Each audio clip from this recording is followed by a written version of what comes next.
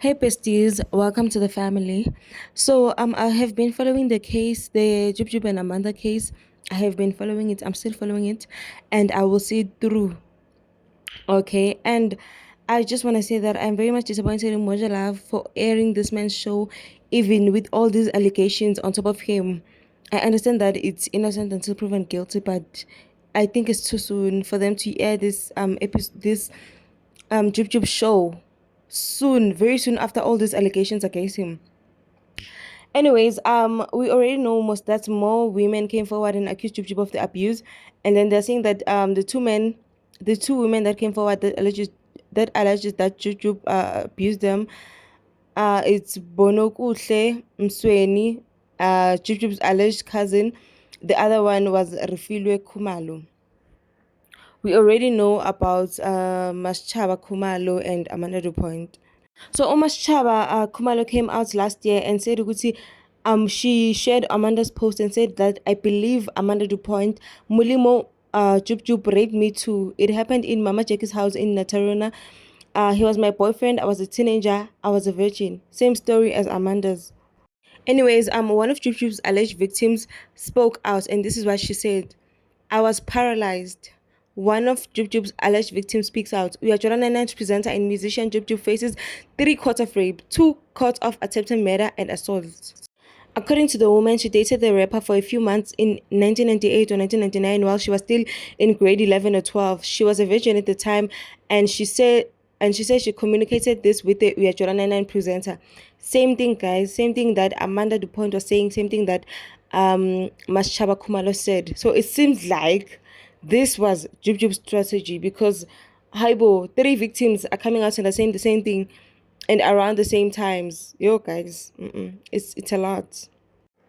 One day he invited me over for a movie and popcorn at the home where he lived with his parents in Nacharena, Johannesburg.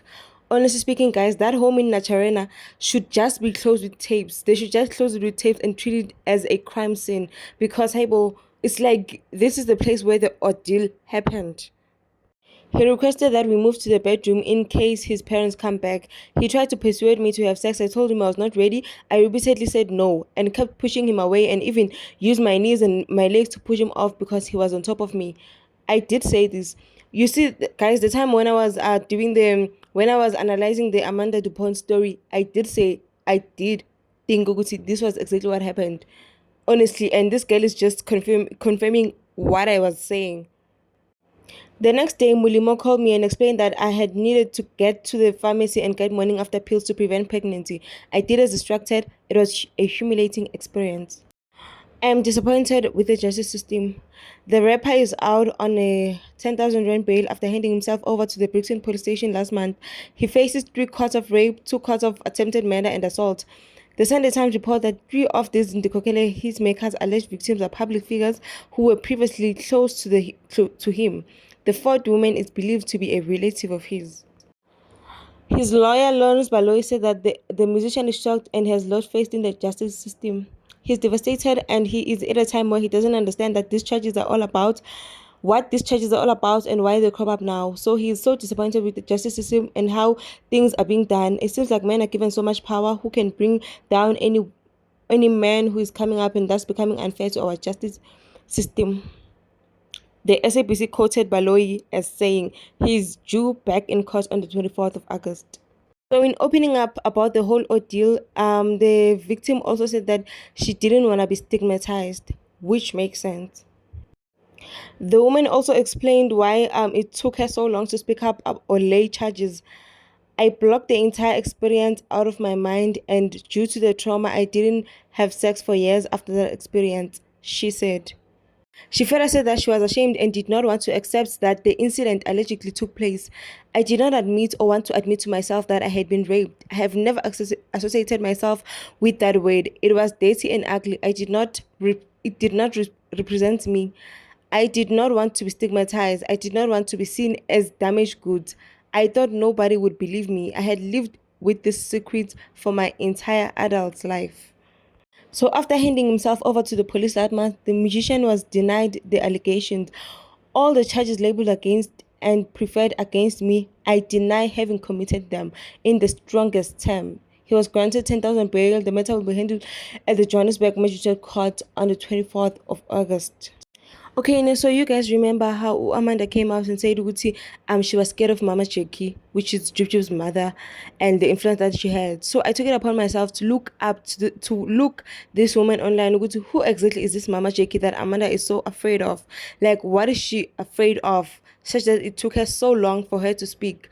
Usabani, So I wanted to look online. Uguti, what can I see about this woman? What can I find out? And you guys, what I got there is shocking. Jub's mother's crimes. Even though Jub's mother earned fame and accolades for her alleged selfishness and charitable deeds, this wasn't enough to make her immune to the law's wrath. She has to be held accountable for all the evil deeds, with some of the crimes she committed being: number one, child trafficking. Just imagine, guys, child trafficking.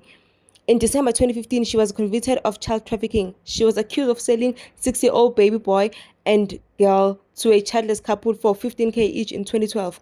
The two kids were barely a month old. The unsuspecting couple thought it was a legit adoption. Just imagine, guys. Honestly, I feel like Amanda was very well within her right to be scared of this woman. This woman is dangerous. Guys, hey bo, according to my understanding, child trafficking. Hey bo, Shem, I really see why Amanda was so scared of this woman. She is dangerous. The revelation that Jackie Marohanya, Juju's mother, was a fraud came as a huge surprise to everyone. She has contributed so much to society, which gave her internal fame and recognition. Her story is a good illustration of how good and evil cannot coexist. Nelson Mandela names Juju's mother the angel of Soweto from her kindness. Oprah Winfrey donated $1.14 million to the cause after it appeared on the Oprah Winfrey Show in February 2006. Unfortunately, an investigative expose uncovered that she was a fraud and the school was an elaborate hoax. In addition, it was also revealed that she abused kids for financial benefits. So you can just imagine Nelson Mandela, Oprah Winfrey. This woman has so much influence, just like Amanda said. At the moment, she's serving her jail sentence. In January 2016, she was sentenced to 12 years in prison, but 5 were suspended. Therefore, she will be in prison for 7 years. She was also banned from having anything to do with kids for 5 years after her release. Jubju's mother, Jackie, ran a school known as the Ituteng Trust. The school allegedly rescued orphans of political violence and sexual abuse and gave them hope and education. The South African investigative news magazine show exposed the school.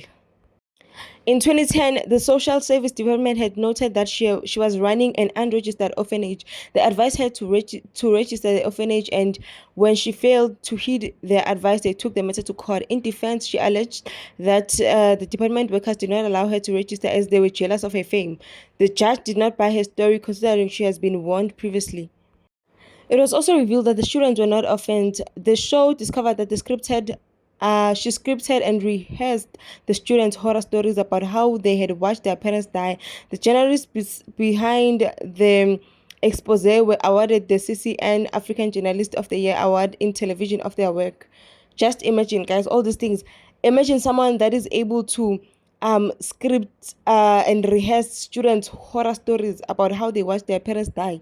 Hey, bo, this woman is actually a danger to the society, and it seems like the apple didn't fall far from the tree, because here is his son being very dangerous to society.